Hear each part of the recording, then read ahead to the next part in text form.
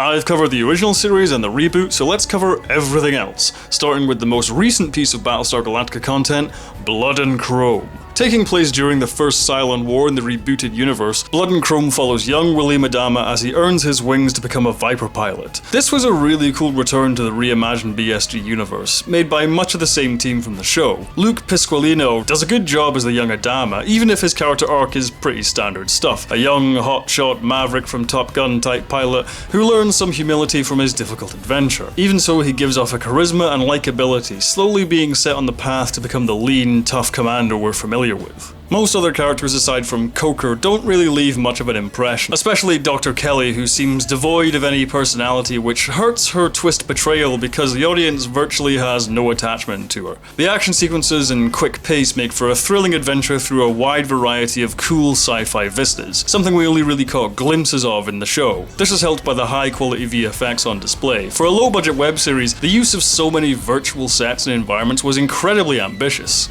Although it results in some very murky cinematography, as the seams between practical set and virtual set are hidden by a gluttony of lens flares and shallow depth of field, overall the effects are well executed. The exception to the rule, however, is the appearance of an early Model 6, which frankly looks terrible, and the scene itself doesn't really add anything other than a tidbit of fan service. I'm a little disappointed this didn't become a full series, because as a pilot of sorts for adventures of a young Adama, Blood and Chrome was pretty strong. It doesn't have the depth and complexity of the full show, but as a fun return to the universe, a solid and enjoyable adventure. The plan was far less successful and probably the weakest thing associated with the rebooted BSG in my opinion. The idea of a story from the Cylon perspective has so much potential, but it isn't capitalized on at all. Although we get to see a pretty spectacular version of the destruction of the colonies, the movie blows its load, so to speak, way too early and just meanders for the next hour. The rest of the runtime is just watching explanations for stuff which really didn't need explaining. Why did Boomer plant bombs in the water tanks?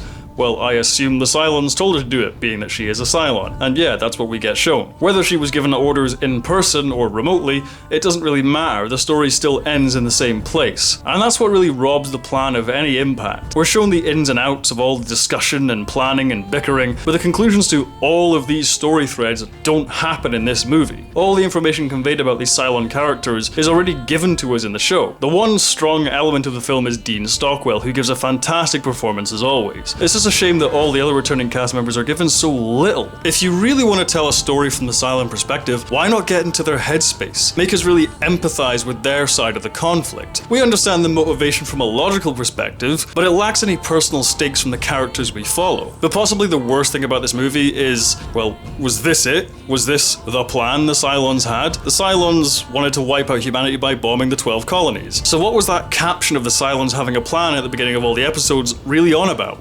Shouldn't have been the Cylons had a plan, rather than have a plan? According to this movie, the Cylons really just improvised a bunch of plots to destroy the fleet after their bombing attempt. There is no real central story, just loads of subplots meshing together at various points and then cut short when the timeline catches up to the episodes of the show. The plan just felt so pointless, and from the overall production it seems pretty slapdash. Yes, the colony attack is awesome, but I'd say a good 40% of this movie is purely reused footage. It doesn't look like much money was spent, and what budget the film had went to something which was largely a waste of time. But at least the plan wasn't anywhere near as bad as the original show's follow-up. Galactica 1980 picks up years after the original show, with the fleet finally finding Earth. But it's modern day Earth, or at least modern at the time. Unable to defend against a Cylon attack themselves, Battlestar Galactica sends in away teams to bring Earth's technology level up to a point where they can effectively fight back against the Cylons. This show is terrible, there's no mincing words. The entire premise is basically an excuse to swap the lavish space opera adventure for a dull, run-of-the-mill series of hijinks. Gone is the command center, the space battles, the aliens, and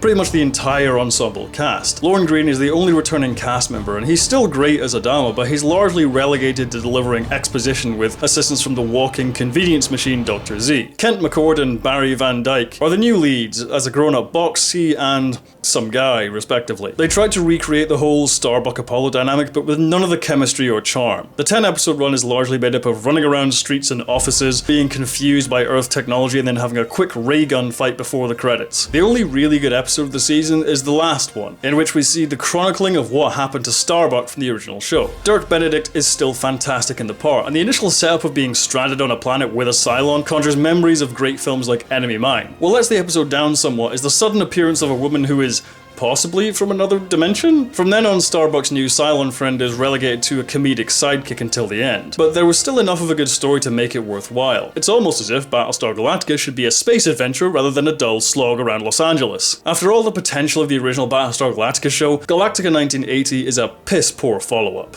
Luckily, Razor is here to pick up the slack, which is frankly brilliant. Razor has all the strengths of Blood and Chrome and capitalizes on the potential that the plan wasted. Led by a great performance from Stephanie Jacobson, Razor tells parallel stories from the original Cylon War, the Pegasus after the destruction of the colonies, and Lee Adama first taking command of the Pegasus after Kane's death. Whereas the plan simply filled in some blanks, Razor tells a new original story which adds even more depth to the regular cast and story. While we may not agree with Admiral Kane's methods, we at least come to understand her as a person and why her crew would remain so loyal to her. Her experiences during the war which made her more morally extreme, how the violence against Model 6 Gina is made even more disturbing after the revelation of a burgeoning romance between Admiral Kane and Gina, really adds a lot of depth to established characters. The flashbacks to the first Cylon War and subsequent return of classic Cylons is also a crowd pleaser for die-hard BSG fans. The action sequences are sharply directed, visually spectacular, and genuinely exciting. But on top of the thrills, we get more of that rebooted BSG